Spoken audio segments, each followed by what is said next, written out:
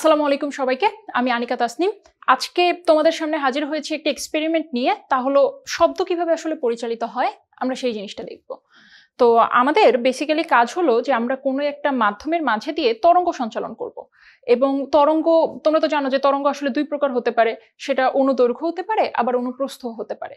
তো দুই ধরনের তরঙ্গ আমরা পরিচালনা করে দেখব যে আমাদের এক পাশ থেকে অন্য পাশে যেতে আসলে কত সময় লাগে। আমরা তরঙ্গ দৈর্ঘ্য বের করব এবং তারপরে যে যাবতীয় সেখান থেকে কি করে আমরা তরঙ্গ বেগ বের করতে পারি সেটা আমরা দেখব।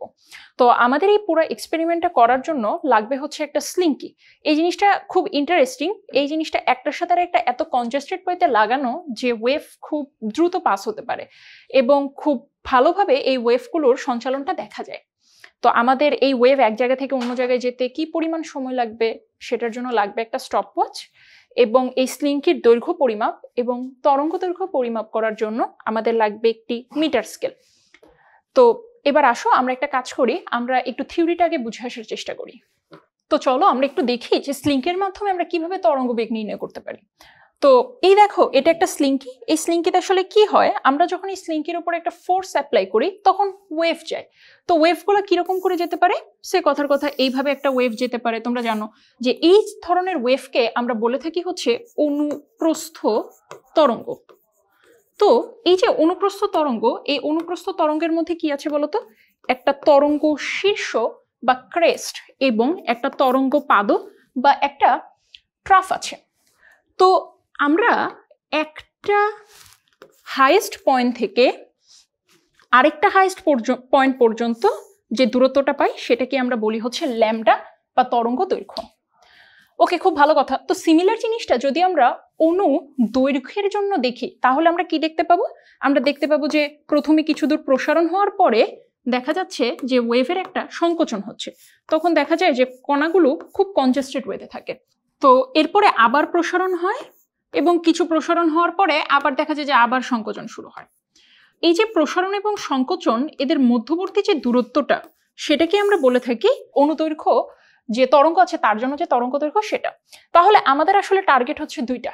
আমরা যেটা বের করতে চাই সেটা হলো এখান থেকে এখানে যেতে কত সময় লাগে সেটা এবং তার দৈর্ঘ্যটা, এবং একই সাথে এখান থেকে এখানে যেতে কত সময় লাগে এবং তার দৈর্ঘ্যটা। এরপরে যদি আমরা তো জানি যে আমাদের বেগ হচ্ছে দূরত্ব বাই সময়, তার মানে v is equal to lambda over টি। তো আমরা আরো জানি কি যে frequency f is equal to 1/t। তো তোমরা দেখবে কোনো কোনো বইয়ে এই f কে নিউ দ্বারাও প্রকাশ করা হয়। তো ইটস ওকে। তো আমরা যেটা করব সেটা হচ্ছে এই 1/t এর জায়গায় যদি এই v তে বসাই দিই তাহলে আমরা পেয়ে যাই v is equal to f lambda. So আমাদের আলটিমেট টার্গেট হচ্ছে আমরা এই সূত্র দিয়ে এই যে v এর ভ্যালু অর্থাৎ তরঙ্গ বেগ আমরা সেটা বের করতে চাই। তাহলে চলো আমরা একটা কাজ করি, আমরা এখন একটু এক্সপেরিমেন্টটা করি। তো এই হচ্ছে কি আমাদের স্লিঙ্কি। আমরা এখন যেটা করব, প্রথমে অনুপ্রস্থ তরঙ্গ সৃষ্টি করব, এরপরে আমরা অনুদৈর্ঘ্য তরঙ্গ সৃষ্টি করব। তো আমাদের আরো যে কাজটা সেটা হলো এই স্কেলের সাহায্যে এর যে তরঙ্গ দৈর্ঘ্যটা আছে সেটা মেজার করে নেওয়া এবং একই সাথে এই যে স্টপওয়াচটা আছে সেই স্টপওয়াচটা দিয়ে কতখানি সময় লাগে তরঙ্গ দৈর্ঘ্য পার হতে সেটা বের করে আনা। ওকে, তাহলে শুরু করা যাক। তাহলে আমরা প্রথমেই যেটা করব সেটা হলো যে অনুপ্রস্থ তরঙ্গ দৈর্ঘ্যটা একটু সৃষ্টি করি। তার জন্য যেহেতু তরঙ্গ পাদ এবং তরঙ্গ শীর্ষ তৈরি হয় এই জন্য আমরা এটাকে একটু উপরে উঠাবো। তো এই হচ্ছে আমরা জিনিসটাকে একটু উপরে উঠালাম। এখন শুরু করি।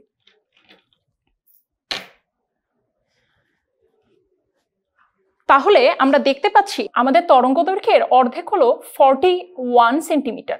তার মানে আমরা যদি এটাকে ডাবল করি তাহলে আমরা তরঙ্গ দৈর্ঘ্যটা পেয়ে যাব। এটা ছিল হচ্ছে এটার পিক, অর্থাৎ এর যে হাইয়েস্ট পয়েন্ট সেটা। এখন আমরা একটা কাজ করি, আমরা যেটা করব সেটা হলো এই যে স্টপওয়াচটা আছে এই স্টপওয়াচটা দিয়ে আমরা 41 সেন্টিমিটার যেতে কত সময় লাগবে সেটা আমরা দেখব। তাহলে আমরা আবার একটু উপরে ধরি এবং একটা ওয়েভ তৈরি করি।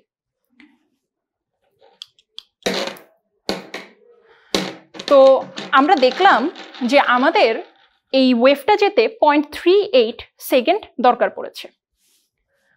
ঠিক আছে, তাহলে এটা করা আমাদের শেষ হয়ে গেল। এবার আমাদের কাজ হলো একটা অনুদৈর্ঘ্য তরঙ্গ সৃষ্টি করা। তার জন্য আমরা আবার এটাকে একটু নিচে রাখবো এবং এটাকে 1 মিটারের মতো বানিয়ে নেব। এই হচ্ছে কি আমাদের অনুদৈর্ঘ্য তরঙ্গ। আমরা দেখবো যে হঠাৎ করে একটা প্রসারণ এবং সংকোচন এই পাশ থেকে ওই পাশে যাচ্ছে। তো আমরা এখন একটু দেখি যে আমাদের সংকোচনটা করতে কত সেন্টিমিটার লাগে। তো আমরা দেখতে পাচ্ছি যে আমাদের সংকোচনের জন্য লাগে 33 সেন্টিমিটার। এই যে 33 সেন্টিমিটার লাগে, এটার জন্য আমাদের কত সময় লাগে সেটা একটু দেখে নিই। 33 সেন্টিমিটারের জন্য আমাদের লাগে 0.37 সেকেন্ড।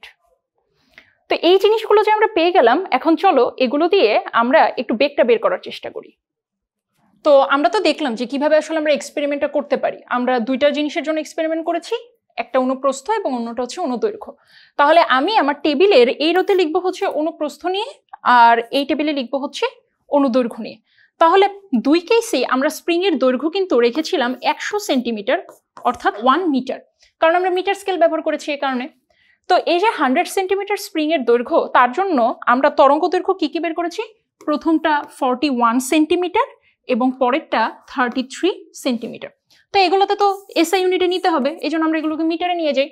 তো এটা হয়ে যাচ্ছে তাহলে 0.41 মিটার, এটা হয়ে যাচ্ছে 0.33 মিটার। তো স্টপওয়াচ দিয়ে তো আমরা সময় বের করেছি, সেটা আমাদের কত কত লেগেছে? এখানে লিখেছে 0.38 সেকেন্ড এবং এখানে লেগেছে 0.37 সেকেন্ড। তো তরঙ্গ বেগ আসলে কি বলতো? তরঙ্গ বেগ হচ্ছে কি দূরত্ব ডিভাইডেড বাই সময়। কারণ আমরা কি শিখেছিলাম? আমরা শিখেছিলাম v = λ/t। তারপর আমরা 1/t কে হচ্ছে ফ্রিকোয়েন্সি হিসেবে লিখতে পারি। তার মানে আমার তরঙ্গ বেগ অনুপ্রস্থের জন্য বের করতে হলে একে এটা দ্বারা ভাগ করতে হবে। তাহলে 0.41 ডিভাইডেড বাই 0.38, এটা কত আসে একটু দেখে ফেলি। তাহলে এটা চলে আসছে 1.08 মিটার পার সেকেন্ড। সিমিলারলি যদি আমরা অনুদৈর্ঘ্যের জন্য বের করি তাহলে হবে এই দুইটার ভাগ, অর্থাৎ 0.33 ডিভাইডেড বাই 0.37। তাহলে 0.33 কে 0.37 দিয়ে ভাগ করলে চলে আসে 0.9 মিটার পার সেকেন্ড।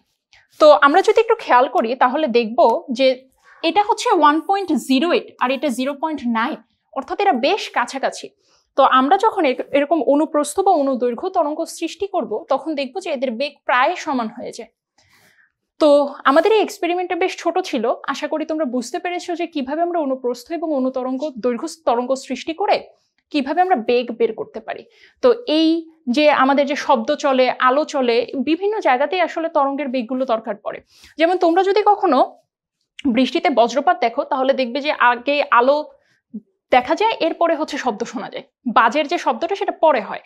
তো এটার পিছনে রিজন হলো আমাদের আলোর তরঙ্গ বেগ কিন্তু অনেক বেশি, 3 × 10⁸ মিটার পার সেকেন্ড, যেখানে আমাদের শব্দের বেগ হচ্ছে মোরলেস 332 থেকে 350 মিটার পার সেকেন্ডের মাঝে, অর্থাৎ প্রায় 10 লাখ 1 কোটি গুণ কম। সো এই কারণে আমরা আগে আসলে আলো দেখতে পাই, এরপরে হচ্ছে শব্দের আওয়াজটা শুনি। তো হোপফুলি তোমরা আজকের এই ভিডিওটা বুঝতে পেরেছো।